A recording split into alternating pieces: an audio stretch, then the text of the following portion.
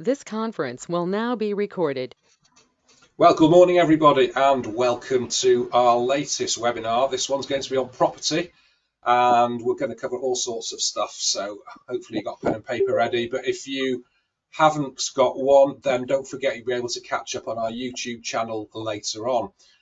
This video is being recorded. If you go to Harts Limited, with limited spelt in full, you'll be able to catch up and see this webinar along with all other webinars that anything you might have missed previously. As usual, we have to read out our usual disclaimer, which basically says the following presentation is produced for general guidance only, and professional advice should always be sought before any transaction is undertaken. Individual circumstances can vary, and therefore no responsibility can be accepted by Harts Limited or any of their affiliates for any action taken or any decision made to refrain from action by attendees of this presentation. Sounds like the terms and conditions of most game shows, doesn't it? But unfortunately, we do have to read that out. Our other online resources we have. So you can follow us on LinkedIn. Go to Harts Limited. We'd love you to have as a follower. We're on our YouTube, which we mentioned. You can also follow us on Twitter, now X, so feel free to do that. And we're also on Spotify. So follow us there at Harts Accountants, and you'll be able to see some interesting conversations we've had with various people. We have more in the pipeline, and we also have some more videos coming out very shortly. They're just being edited at the moment. They're only going to be about a couple of minutes long on various topics, which hopefully you'll find interesting. If I could just ask you all to mute yourself for the time being to stop any background noise, that would be great. So just click on the microphone button and mute yourself. That would be marvellous. And the next webinars that we have, November the 9th, we have pensions and investments being given by Phil Gammond, who is actually on screen at the moment. You'll be able to see him. Give us a wave. Thank you, Phil. And he's going to be talking about pensions and investments. Then on November the 22nd, this is in person, we have our business club lunch, which is held at Holland Hall Hotel. And it's in conjunction with Orbit Developments and the North Cheshire Chamber of Commerce. Always a great event. We normally have 40 to 50 people, probably 60 people. And we all a great chance for networking and hear a couple of speakers. It's well worth coming along. November the 30th, we're giving our webinar on the autumn statements, more on that in a minute. And on January 11th, we're going to be talking about thinking about selling your business. Now, in conjunction with that, we have a free ebook which you'll be able to download from our website shortly. Again, that's just being edited at the moment, and that's going to be available as a free download. If you want to book on any of the events, please go to www.harts-ltd.com to book on via the events page. Again, can I just ask you to mute yourself if you're not already muted? Lovely. And a quick update, we have the latest purge from HMRC, which is actually quite timely for this webinar. It's on nudge letters. They're sending some letters out to people regarding mortgage interest on property rentals to make sure you've actually claimed the right amount of mortgage interest, and more about that coming up because there are ways in which you have to do this now. Now it's all changed. We're coming up to self-assessment deadline, 31st of January. So if you've not done your self-assessment yet, please get on with that fairly quickly and let us have all that information as soon as you can. And R&D claims are very closely being monitored now by HMRC. So if you do have an R&D claim to actually do, we recommend that you don't go to one of these companies which actually just does, all they actually do is R&D claims, because the chances are it's going to get looked at. Feel free to come to us. We do them. We produce a professional report. Chris Bentley here, who you can see on screen, gets heavily involved in R&D claims here as well. And then we have the autumn statement on the 22nd of November, which is only about a month away. Can't quite see what they're going to do here. There might well be just a little bit of tinkering, but there's not a great deal of room for manoeuvre with everything going on. Inflation's stuck at 6.7%. There's still talk of a rise in interest rates because of that, but let's see what happens with that. So just watch out for the autumn statement, 22nd of November. We'll have our webinar on it a week later. What tends to happen is the devil is in the detail. It all comes out later on. Okay.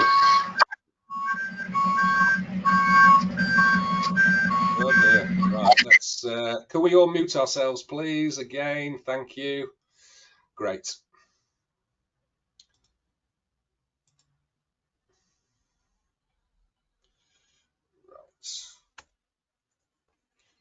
Oops. Right. So we're going to look at property. This is where we start off. And really, it's a question of why do you want to get into property? What are you actually trying to achieve? Do you want to achieve regular income? Maybe you've taken part-time work and you want to go into property and start investing in property to generate income for yourself. That can be one reason. Maybe you want it for the capital growth. So you're looking at maybe providing some big capital growth later on in life where you could potentially sell the property. And again, it could be for pension purposes. You could be wanting to do it just to make sure you've got a pension later on. Or it could be to make provision for your children or other family members out there. So you've got to have in mind really why you're wanting to get involved in investing in property. There could be 101 different reasons for you why you actually want to do it. So first of all, have in mind why you want to do it. And then you need to have a look at what sort of rental are you going to get into. So you have the domestic market, so just rental of houses, buying up, doing and selling houses. You might have commercial property, so that can be offices, shops, and so on. It could be that you want to do a new build. You knock down an old house, a derelict property, and want a new build on that. Are you looking to get into furnished holiday lets or student accommodation? The main difference, the main point here is the tax effect on all of these can be completely different. So you just need to be aware of that as to what you're actually trying to achieve. Is there anything else that you might be looking to do? Do you want to build up a big portfolio, or are you just an accidental landlord where maybe two people have moved in together and you've got a spare property and you're going to rent it out? So it all depends very much what sort of rental you're looking to do. Again, it could be buy to let, very common these days, buy, refurbish and then let, or buy, do up and sell. And again, there can be different tax consequences arising out of all of those. So you need to have in mind what sort of rental market you're looking to get into. Are you going to be doing a mix of the two? Again, it could depend then on how you set up your property business. If you're mixing domestic and commercial together, it may well be we want to do that in two separate entities rather than in the one. A furnished holiday let, again, are you going to keep it in your own name or do it yourself? All of this we shall come on to a little bit later on.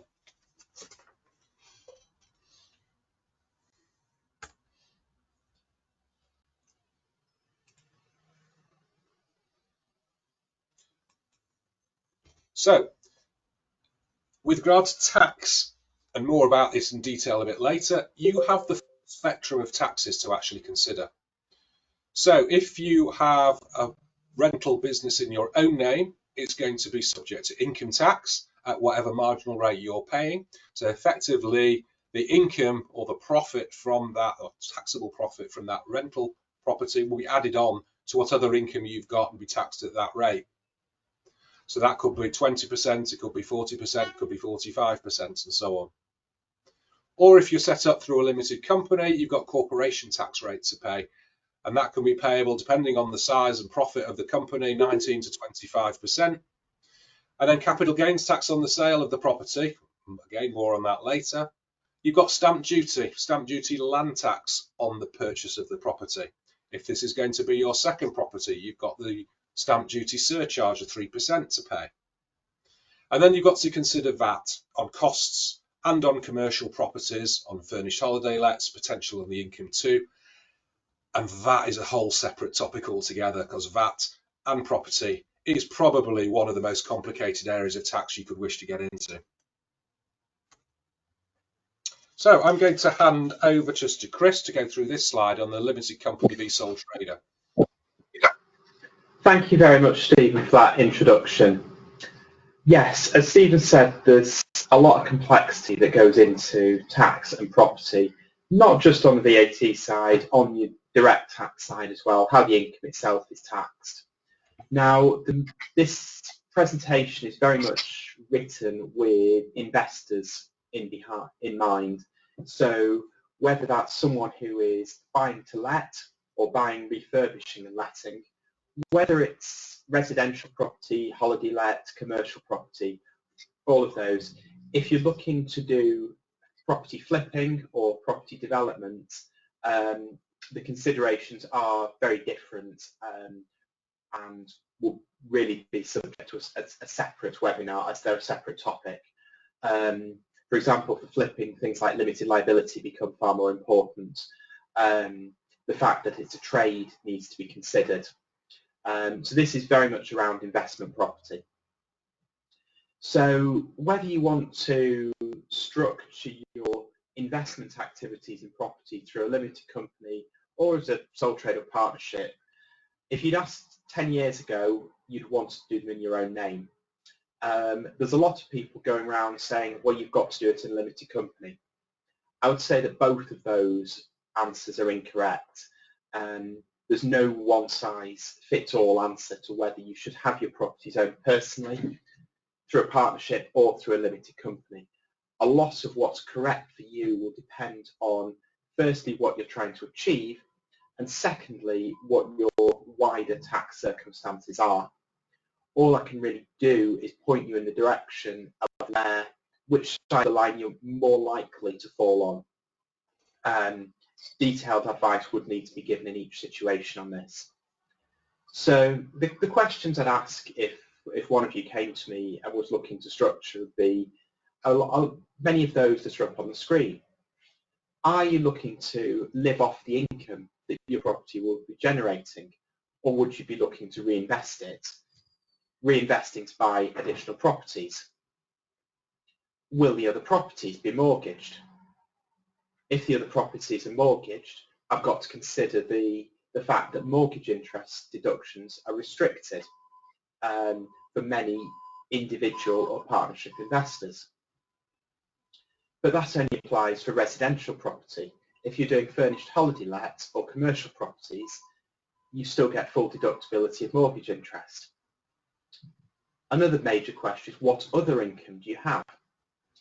If your only other income is, say, a pension, maybe the state pension, and you're investing capital that you've acquired during your working life, and you're living off that income, actually a limited company is probably not going to be your best interest, because the limited company will be taxable at 19%, possibly up to 25%, and then you've got to get the money out of the limited company as well.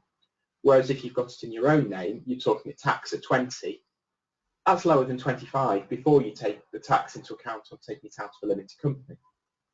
So there's a lot of factors that need to be considered. At the other end of the spectrum, while I'm on that, you might have someone who's a higher earner, 100, 150 grand of income a year, investing very much for capital growth, doesn't want the income. In those circumstances, the limited company starts to look a lot better. So as I say, there's no one-size-fits-all planning for the limited company or sole trade or in our own name. Those are the questions that I'll be asking, but in terms of giving people a steer, if you're going to be spending the income from the property, or you're a cash buyer, then that might point you towards holding the property in your own name or names. Conversely, if it's through the profits being reinvested or you're heavily mortgaged, that might point you towards having a limited company. But saying that, if you're an accidental landlord or you're just dabbling, you might have one property, you might possibly go for two. You have to bear in mind that while there might be some tax savings through the limited company, there are also additional costs of running a limited company accounts, company tax returns, as well as your personal tax returns there in the background. Plus, we tend to find that lenders charge a slightly higher rate when lending to limited companies rather than to individuals. So put that all into place. It's definitely not a one-size-fits-all.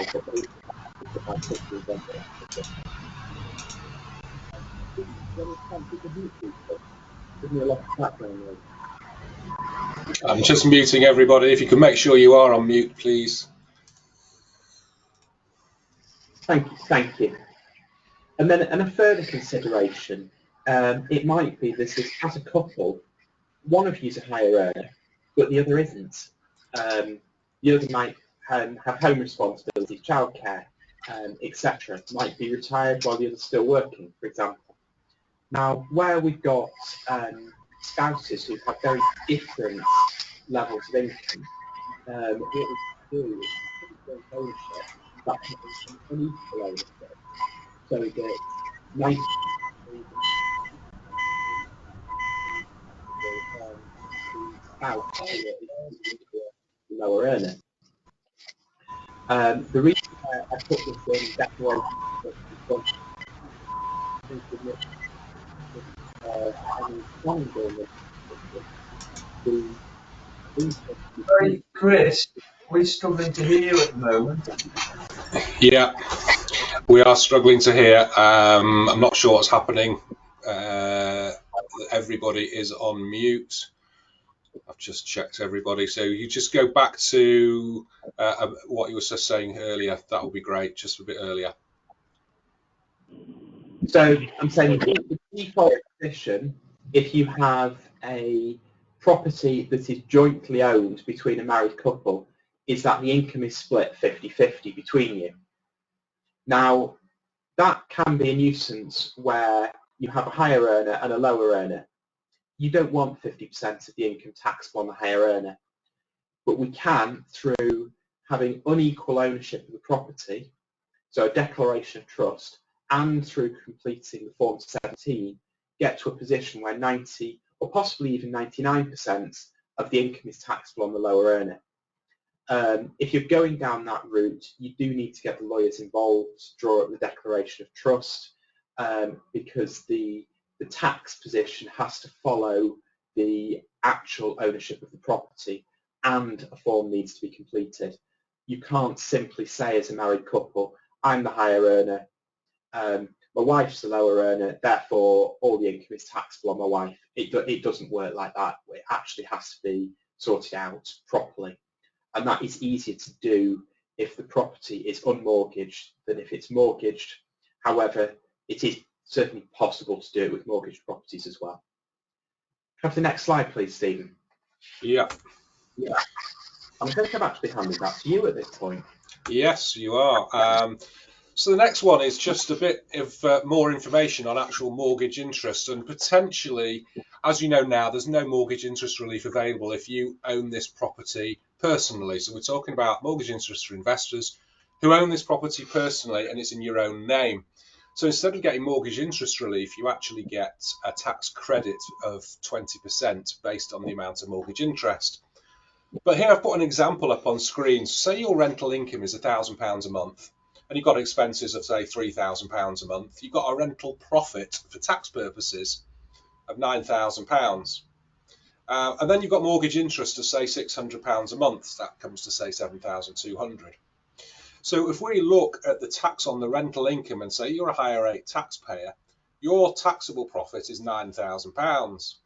40% of £9,000 is £3,600. So you'll pay tax of £3,600 less you get a tax credit for 20% of the mortgage interest.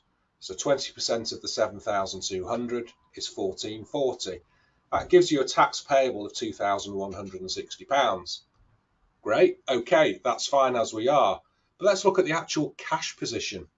So you've got income of £12,000.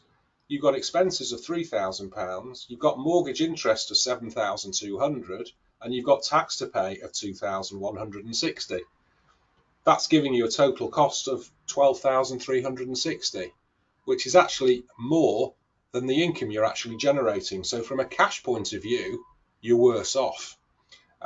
So you have to be aware of what the calculations are when you actually come around to doing the tax on yourself. Again, we've just looked at mortgage interest here as well. Don't forget, you probably have got capital repayments as well. So unless you've got an interest-only mortgage, so the cash deficit potentially could be even greater than this. How do you get around this? Well, you can actually pay down some of the mortgage if you can afford to do so, or you can potentially put the rental income up, which again is what we've seen around. Or what we are seeing now is a lot of people dumping their properties onto the market and getting rid of their properties simply because it's not commercially viable to do this anymore. So that's the position if for a sole trader, if you are having properties in your own name. And again, if you've got a portfolio of properties in your own name, it could be far worse as well. So it may well be that if you do have a property portfolio, you could sell one property and pay off a load of the mortgage debt altogether to try and get the mortgage interest as low as possible. So that's the nasty cash shock. Yeah. Can I just put in there that this is an issue really for those who are either higher rate taxpayers or close to higher rate taxpayers. If you're a basic rate taxpayer or even your income is covered by the personal allowance, this isn't going to cause you a problem in practice, because although the mortgage interest is added back, the tax rate of 20% is equal to the mortgage interest. Yes. So again, it's only affects higher rate payers. And those who are close to higher rates, hence what I was saying about the lower earning spouse planning. Thank you.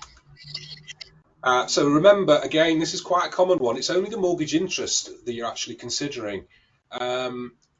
If you've got an interest-only mortgage, that's fine, but it's often a common mistake that people think, oh, I'm paying a mortgage off, I can have the whole relief, all of my mortgage payments against my rental income. No, you can't if you've got a capital and repayment mortgage. It's only the mortgage interest that is deducted from your rental income. The capital part is just treated as any other loan, and you're just repaying a loan, so you're not actually getting tax relief on the capital repayments part. Again, it's very common. We do come across this quite often. So what allowable expenses are you able to claim? And again, this is for investors only, not for developers. So you might have your property managed by an agent, a third-party agent. You'll be able to deduct their fees, and typically 10% or so plus VAT. Repairs you'll be able to claim, and we'll go into a bit more detail on repairs in a moment. Utility bills, if there are any, rates, insurance, water, electric, gas, utility bills and so on, any cleaning costs that you have to put in place before a let or after a let, any costs of travel. So if your property is in a different part of the country and you have to go up there maybe once a month to make sure the property is in good order, then again you can claim the travel.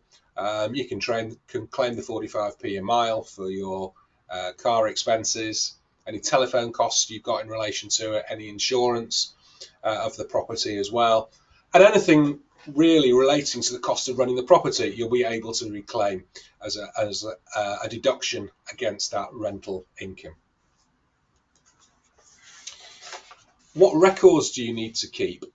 Well, it's the same as with any other business. You've got to keep proper records to ensure you can back up all the income and expenditure that you're declaring to HMRC, because that's what it's all about. You've got to keep HMRC satisfied, and you've got to be able to say, right, this is my true income, this is my true costs, there's my profit, that's what I'm being taxed on. Don't forget, it's self-assessment. You're declaring to HMRC that these figures are correct, so you've got to be prepared to back them up. What software can we use? A number of our landlord clients use software called Hammock, and we have got available license for this should you want it. And this does provide a lot more than just your accounting. We have a previous webinar on the Hammock software, so if you want to go to our YouTube channel, have a look for the webinar on software for landlords, and it'll tell you all about Hammock. We've actually got the Hammock guys themselves explaining how it works, what it's all about. It does far more than just doing your accounting. It'll keep your tenancy records, bills, and all the rest of it. There's a lot more on that. Okay, over to Chris for this part of the webinar. Thank you. Thank you, Stephen. So another big question we get, and this comes up, I'd say, most frequently with someone who is buying, refurbing, and then letting property. What's capital? What's revenue? That's a bit of a tax technical term, but what I'm trying to get to the bottom of here is what expenses when you're refurbing a property can you claim on your tax return immediately, and which ones do you have to wait until you sell the property. Anything which is what we call revenue, you can deduct immediately against your rental income. That's repairs, renewals, etc. But if something is capital, then we don't get an immediate deduction for it.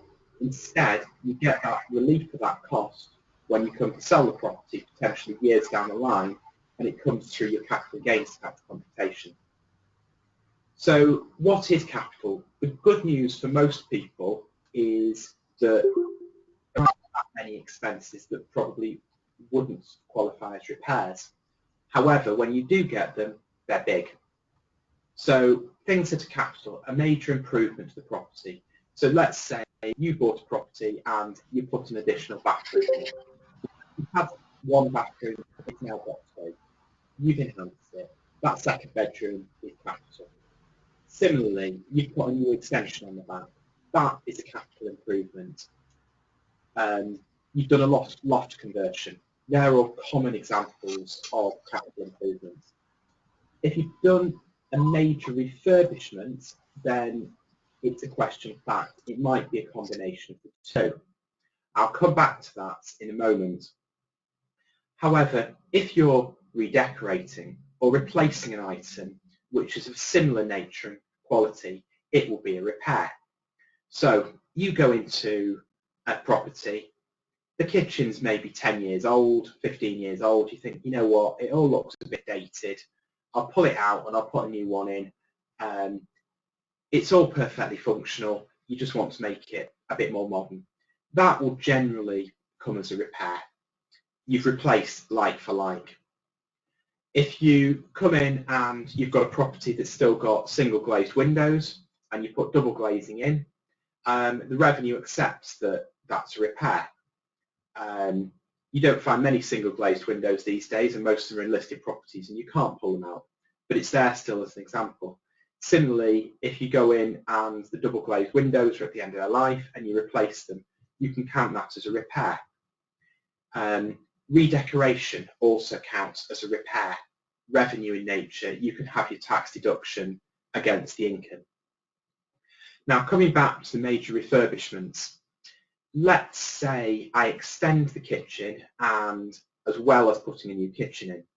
At that point, my new kitchen is probably crossed over the line into capital, even though taking one kitchen out and putting another one in on its own would have been a repair. And the reason for that is I've got an extension. And why have I done it? Because I've got an extension and I've now got a big kitchen, not a little kitchen. So if you are thinking of something along those lines, it's worth having a chat through. It will depend on the facts of your particular situation. It's impossible to give a list of scenarios like that that would fall on each side of the line. As another rule of thumb, there's quite a lot of case law in this area, which is why it's difficult to give you a list. But for those of you who are buying, refurbing and then letting, it's worth noting that if the property is uninhabitable before you let it, most of the refurbishments will be treated as an improvement and as capital. However, if you buy a property, it's a bit scruffy, you could put a tenant in there, but you don't really want to put the sort of tenant in there that would be attracted by the rent you could get for it, and actually want to posh it up a bit, and you've improved the decoration to attract a better quality of client or tenant, that will generally be a repair. So, and then at the end, just reiterating, tax relief on your capital costs is going to be available when you come to sell the property, and you'll get it against the capital gains tax computation, but that may be many years down the line. If you've got anything that's on the cusp, talk to us about it. You're always best telling us what the costs are, and we can kick them out before doing your tax return rather than ignoring them. But hopefully that's giving you a bit of a steer in terms of where the line is between the two, what you can claim and what you can't claim. If I now move on to the next slide, please, Stephen. So now a short bit on how to get your profits out of your property business. So those of you who want the income from the business. So if you're a sole trader owning the property in your own name, or if you're a partnership, jointly owned property, formal partner, then you've been taxed on the profits as they arise. Any surplus cash, you can take it out. However, if you've got a limited company, a little more thought needs to be taken into. You can take, similar to those of you who trade businesses through a limited company, you could take a combination of salary and dividends to best effect. You may also have a salary from somewhere else, in which case there's then a conversation around whether you want a small additional salary. There may or may not be a reason for doing so. Another one is if you lent the money to the company to put the capital in to start buying the properties, then there may be scope to draw the profits as loan repayments or as interest. Interest is a very tax efficient way of getting money out of a company, but you need to put a reasonable amount of cash into the company in the first place before the amount of interest that you charge is worthwhile. Finally, some of you might also be thinking, well, yes, I see property as part of my investment, as part of my pension, but I'd also like to have we call it a conventional pension. It is possible to make pension contributions from a limited company, regardless of the type of property that the limited company owns, or you can make pension contributions from the profits of furnished holiday lets that you hold in your own name. Other types of rental income generally won't give rise to the ability to make pension contributions from that income. And if you're thinking about that one, again, it's something to discuss, and we can talk through the tax advice around what you can and can't do. Have the next slide, please, Steve. I'm glad you're doing this one, because VAT is horrible. It gets harder. The tax on this just gets harder. And that's why unfortunately, I can't give you answers that will apply to everyone, or even very detailed general guidance. So VAT, yes, we're probably at the hardest point now. Massively, massively complex VAT on property, and plenty of traps for the unwary. However, what we can say, if you're renting out residential property, then that is exempt from VAT. That means you don't charge VAT on your rent, and you can't claim VAT on your expenses. That's simple. Commercial property, it may or may not be subject to VAT, depending on whether there is an option to tax in place. If you own a property and you've made an option to tax, you'll know about it. If you're buying a property, a commercial property, one of your first questions of the seller should be, is there an option to tax in place? Because that will determine whether you need to pay VAT on the purchase price. You're looking at a commercial unit that is $500,000, it's advertised at $500,000. If it's no options tax, you pay $500,000 and you pay stamp duty land tax on the $500,000. If there's an option to tax in place, you're now paying $500,000 plus VAT, so it's $600,000, and you pay stamp duty land tax on the $600,000. Now, you may then want to put an option to tax in place yourself, which would enable you to reclaim the VAT. But then you're caught up in doing VAT returns going forward. So if you're looking at commercial property, one of the first questions should be, is there an option to tax in place? And then the consequences of that need to be thought through. Furnished holiday lets. Those of you who are interested in furnished holiday lets are thinking, why is he talking about VAT on these? They're domestic residential property. The answer is, because they're holiday lets, they are subject to VAT. There's a change in the tax treatment. But most owners of furnished holiday lets don't charge VAT. The reason for that is their total taxable income from their holiday lets is less than the current VAT registration threshold of 85,000. And if you're in that position, you're letting property out, market rent's £1,000, that's what you can get from Joe Public a week. Do you want to be charging £1,000, or do you want your property to be £1,200 a week because you've got to charge VAT? Most people would say, I'd rather not charge the VAT and suffer the VAT on my costs. I don't want to be VAT registered unless I have to. But anyone who's going into furnished holiday lets on a more significant basis needs to bear this in mind, because if your total furnished holiday let income, and if you're a sole trader as well, bring that in too, exceeds the compulsory VAT registration threshold of 85,000, you've got VAT to worry about, even though it's residential property. Can I just butt in there very quickly? Again, that applies to UK property. The rules, again, are different if you've got an overseas furnished holiday let. So a holiday home in Spain or something like that. Again, the rules are different again. Over to you. Yeah. The whole of this VAT side, if you've got an overseas property, you need to take overseas VAT advice. You also need to take overseas tax advice in relation to that property. All of the discussion in this webinar is about the UK tax consequences. So moving on from that, if you're doing demolition and rebuild of residential property, you may well be able to get the VAT back. It depends what you're going to do with the property afterwards.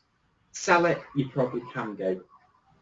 If you're letting it out, you might need to do some planning before we can get the VAT back in the rebuild costs. There are a huge number of other areas we could cover in relation to VAT, particularly anyone who is considering developing property, whether that is a rebuild, a new build, barn conversion. It would take a whole other session and would be massively complicated. If you're in that position, please ask for specific advice. Thank you. Have the next slide, please, Stephen. Capital gains tax. Breathe a sigh of relief. This is slightly easier than VAT on property. And it actually comes back to whether you want your property owned personally or through a limited company. If you sell your property that you own personally, you're subject to capital gains tax. Residential property, that's 18% or 28%, depending on your other income. If it's commercial property, that's 10 or 20% on the gain, again, depending on your other income. However, if you're selling a property within a limited company, then you're subject to corporation tax on that gain. That would be between 19% and 25%, regardless of whether it's domestic or commercial. It's a single rate. But because the gain's probably a significant lump sum, let's say you make a 200 grand profit on a property, your tax is going to be closer to 25%, even absent any other rental income in the company. So that points you towards capital gains tax is probably generally slightly better in your own name, even for residential property. Because of course, once you've sold the property in a limited company, you've still got to get the money out again.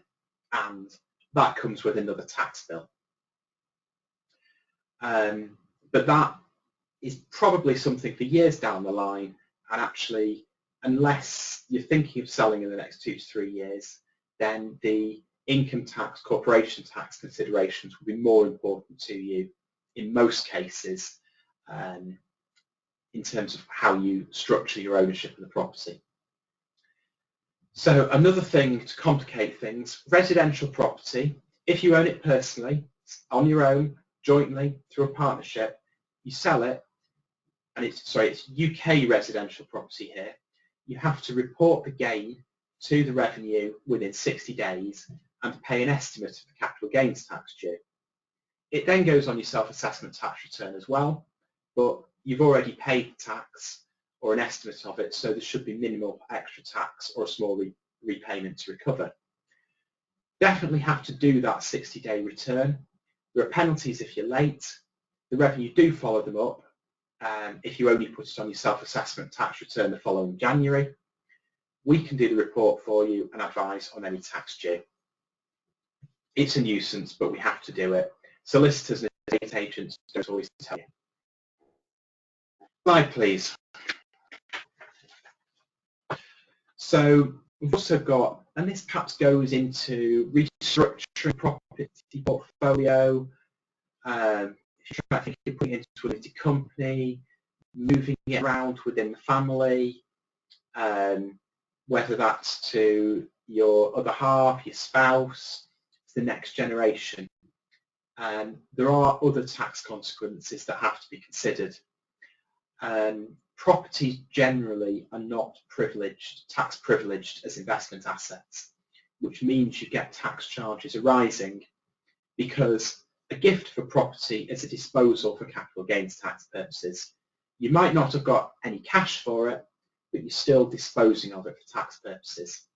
That means that unless you're disposing of it to your spouse, husband, wife, civil partner, you need to be married, then it's a disposal at market value. So if your property stood at a gain when you dispose of it to long-term but unmarried partner or to your adult children, you've got to find capital gains tax because it's a disposal for tax purposes. We've also then got to worry about, is there a mortgage on a property? Even if you're giving the property to your spouse, if it's mortgaged, yeah, capital gains tax goes away, but also the revenues for you is that mortgage debt is subject to stamp duty land tax. So you give a property that's 200 grand in your own name, half share, joint names, 100 grand of mortgage debt goes on. Your other half takes on 100 grand of mortgage debt. There's a stamp duty land tax liability on that. And because it's almost certainly a second property, you're looking at 3% supplement. So if you are planning restructuring mortgaged properties between spouses, again, advice needs to be taken. Inheritance tax comes into the mix because we're increasingly seeing people who have portfolios of properties that they built up some years ago. They're now in their 60s, 70s, possibly even 80s and looking at passing on to the next generation. Yes, looking at inheritance tax planning because when your time's up, that asset will give rise to an inheritance tax charge at 40%, assuming the nil rate bands are gone. So they're looking to move it on to the next generation. Again, detailed advice needs to be taken because we can't simply gift it and survive 7 years because of the capital gains tax liabilities which may well arise, and potentially also due to the stamp duty land tax liabilities which could arise. In certain circumstances, there might be reliefs available. I don't want this to come across as all negative. The point I'm making is that these assets can be quite complex to move around the family from a tax perspective, and there may be tax liabilities for the unwary. So please do discuss and please go into it with an open mind that if you are going to move properties around the family, then there may well be tax liabilities which need to be funded as a cost of doing so. We also commonly get asked about transferring personal property to a limited company. It's complicated. Anyone who's out there who tells you it's easy and we can get rid of any tax liabilities, no questions asked, they're a charlatan. Advice needs to be taken. Generally, we would expect there to be a stamp duty land tax charge. We also would need to consider capital gains tax, and that might also arise. There are, however, a few specific circumstances where if things have historically been structured in particular ways where it may be possible to move property from personal ownership or partnership ownership into a limited company, but that is very much the exception rather than the rule that no tax charges arise. Is there anything else to add at this point? I'm trying to think, Stephen. I think the only thing just to be aware of is we're aware of a tax avoidance scheme that's going around at the moment in relation to moving property from one setup to another setup. You've got to avoid that one like the plague because it doesn't work. And there's been a lot of commentary on it. So just if you're approached to do that, just ignore it, just avoid it. We do give advice on this on a fairly regular basis, but interestingly, very few people have gone ahead and transferred property that they own personally into a limited company. Much more common is those who are expanding their portfolios, or even where they're changing over their portfolios. They set up a limited company. The new acquisitions go into the limited company. The properties that are already owned remain in personal ownership, and as time goes on, if someone wants to get rid of one of the ones they own personally, they will sell that and then buy the new one in the limited company, and moving across over time. That's what we're seeing in practice as opposed to wholesale incorporations of portfolios. Okay, thank you. Moving on to moving on to just some other matters to consider. Final slide here. So have a look at the funding. Mortgages tend to be a little bit more expensive for limited companies than for sole traders. There tends to be a % or so in it, just to be aware of that if you are going through a limited company. Typically, you're going to need 25%, 30% deposit, depending on the lender. Obviously, the more money you put into it, the bigger deposit you put in, then the cheaper it's going to be as well. And managing the property, are you going to do this yourself, or are you going to have anybody else looking after it? Are you going to appoint an agent to do this? Have a look at your tenant screening as well. Make sure you get a good tenant in there. You don't want to end up with a tenant who's going to wreck the place. So make sure you've got a good tenant screening program in place. You want to maybe build up your local network with estate agents, with solicitors and so on. You've got all the legal compliance and the solicitor there. I've put that on the list as well. Make sure you've got a good friendly solicitor. If you want one, we can recommend some if need be. If you're renting out to students, don't forget you've got the HMO rules to look at. So that's house and multiple occupancy rules to have a look at. And that can depend on the area in which you are renting the property out. So I know there are different rules in Scotland than there are for England. There's different rules in certain counties in England. It all depends on the local council of what their rules tend to be, but they can be quite onerous. And there is a cost involved as well. So make sure you comply with the HMO rules, otherwise they'll just shut you down. And finally, just to let you know that the HMRC have had this Let Property campaign going on for quite some years. I think it's been probably over 10 years now, whereby if you have not come clean about any rental income you may have had in the past, or you thought you might not have had any profit in the past, but going back on it, you might have actually had some, then you can come clean to HMRC for a very preferential rate of penalty. There might only be a 10% penalty if you get in touch with them first. What HMRC have done is they've gone to all the letting agents and said, can we have the names and addresses of all your landlords, please? And they are checking against your self-assessment to make sure you've actually declared the income. So it is something that you do need to be aware of. They know of what's going on. We've dealt with a number of the Let Property campaign disclosures. If they write to you first, then the penalty rate is at 20% at least. But if you go to them, you can get it down to 10% plus interest and so on. And then if we do these disclosure forms, we can try and get this down to a minimal amount as possible. If you go to them and you complete it, it tends to be accepted on the nod because you actually come clean and you disclose the information to them. But if you want more information or you're not sure about that, please feel free to give us a call. We've done quite a lot of these. I've done some myself. And I'm sure Chris has done some as well, to make sure that you actually come clean on all of that. So just something to be aware of.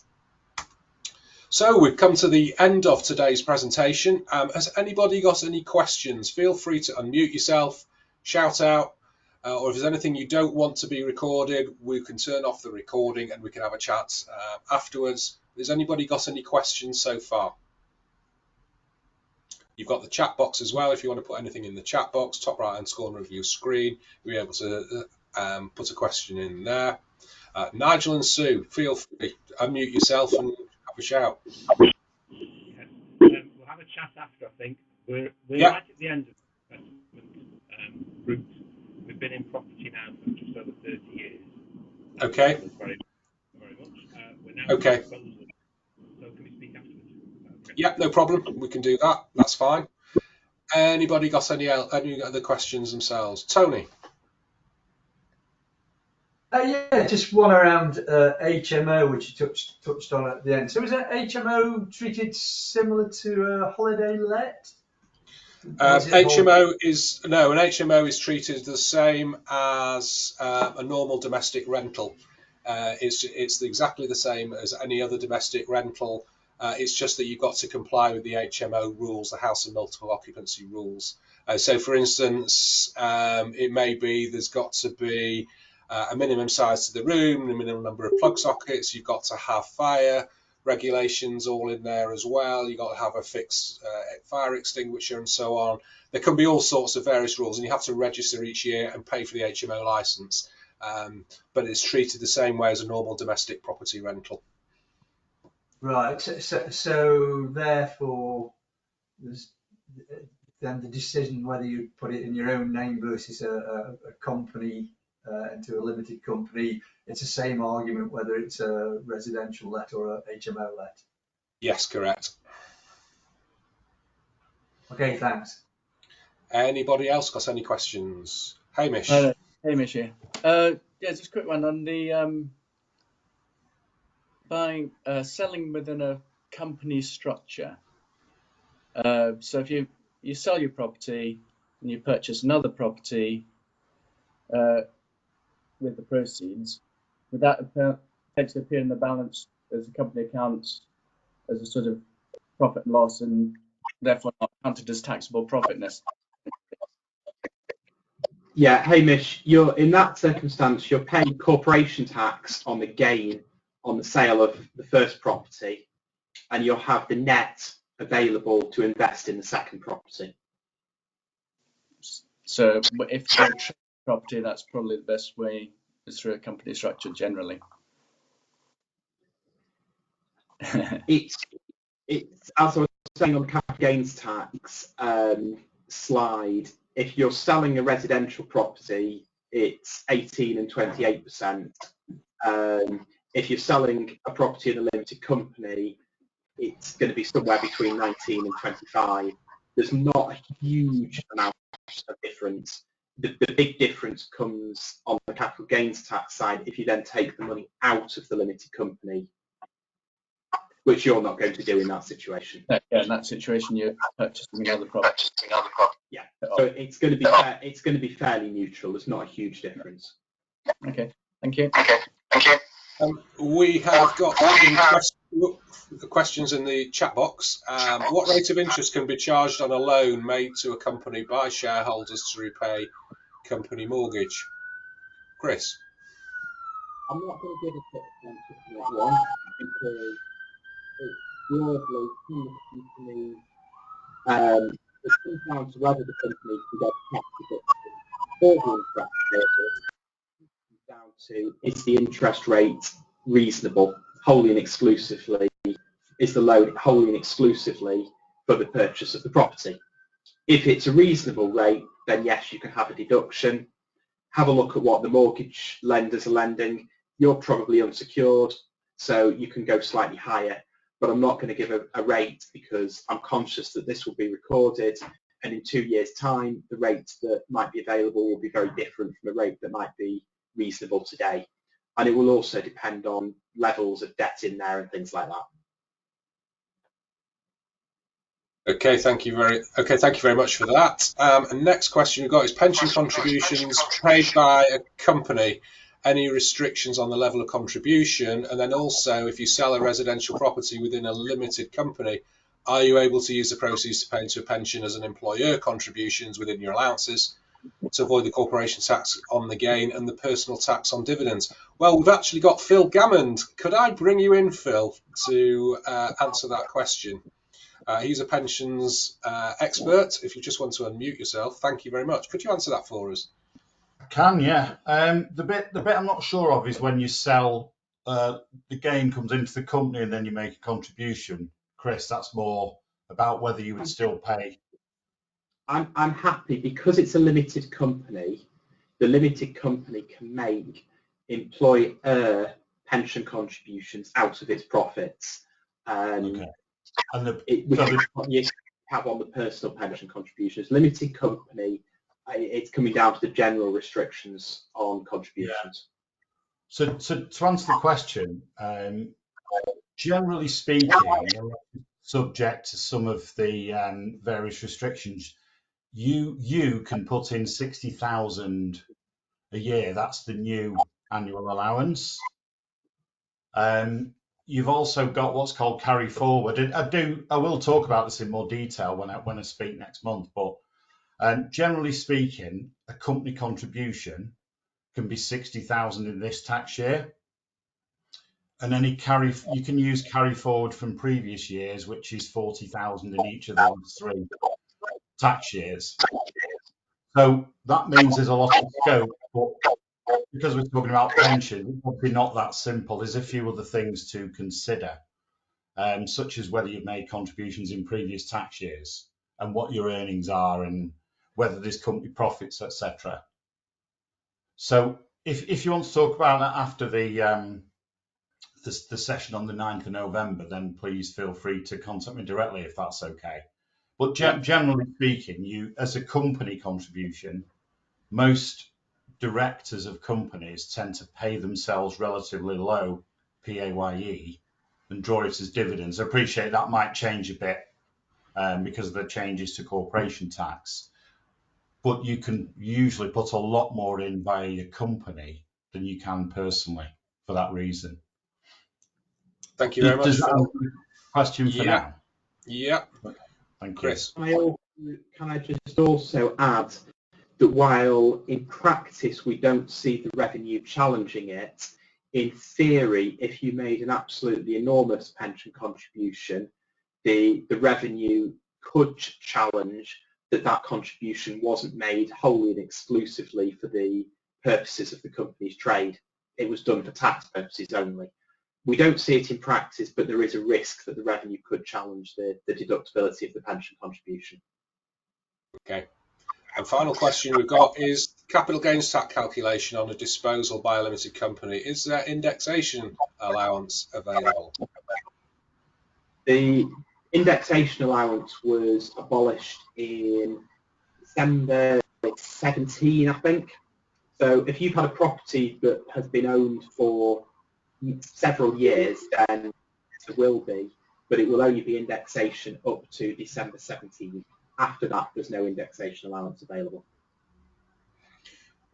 Okay, that's great. Thank you. Sorry, Yes. Stephen, can I sneak a last question? So the slide you put on about capital gains, where you said capital gains came in at 18 or 28%, depending on your income. That income, that's taxable income. Does it exclude things such as, drawing down from ISAs and your tax-free lump sum, things like that? Is it specifically a taxable income, or would other income such as ISAs be included in that number as to whether you are taxed at capital gain tax at 18 or 28? It's your taxable income. So let's say you've got 40 grand of taxable income and you took 40 grand out of your ISA. Your taxable income is 40 in those cases because your ISAs are outside the tax system. They're tax exempt. And in that case, your taxable income is 40. You've made a gain of 40 grand after the annual exemption. The first 10 grand of that to take you up to the 5270 higher rate threshold, that's taxable at 18%. And then the remainder, 30 grand, is taxable at 28%. Okay. Great, thank you. Thank you very much indeed. I think we've come to the end of our time here this morning. We're going to stop the recording now, but thank you very much indeed, Chris, for joining me on this webinar, and thank everybody for joining us today. If you've missed anything you want to go and recap, it is on our YouTube channel. That'll be up there later on today, and we look forward to seeing you on the next webinar. Thank you very much indeed.